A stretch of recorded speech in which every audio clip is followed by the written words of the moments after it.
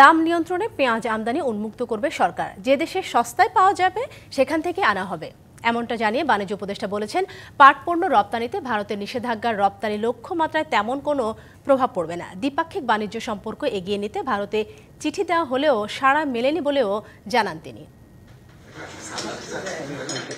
মঙ্গলবার ২০২৫-২৬ অর্থ বছরের রপ্তানি লক্ষ্যমাত্রা নির্ধারণ সংক্রান্ত সভা হয় সচিবালয়ে। পরে এ নিয়ে ব্রিফ করেন বাণিজ্য উপদেষ্টা।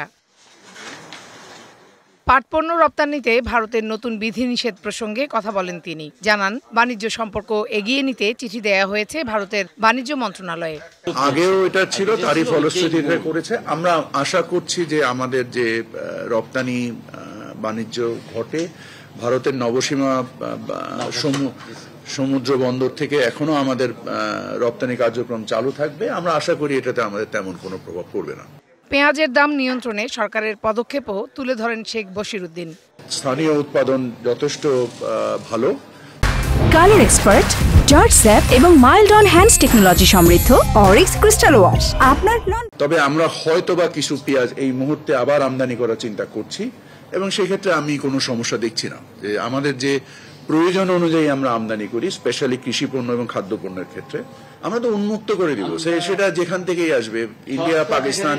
আন্তর্জাতিক বাজারে দাম কমায় পাম অয়েলের দাম লিটারে ১৫০ টাকা ঠিক করেছে সরকার। তবে ১৮৯ টাকাই থাকছে সয়াবিন তেলের দাম।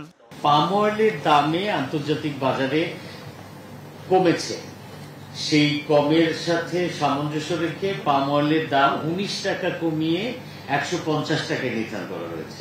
কিন্তু আন্তর্জাতিক বাজারে সয়াবিন এবং সয়াবিনের কাঁচামাল সিডিএসও এটার মূল্য অপরিবর্তিত থাকায় সয়াবিন তেলের দাম কমানো সম্ভব হয় নাই। ২০২৫-২৬ অর্থ বছরে পণ্য খাতে রপ্তানি লক্ষ্যমাত্রা ধরা হয়েছে $৫৫ বিলিয়ন আর সেবা খাতে $৮.৫০ বিলিয়ন। সেগুলো কিন্তু আমরা নিয়ামক হিসেবে নিয়েছি। Farhana Juthi, DBC news, Dhaka.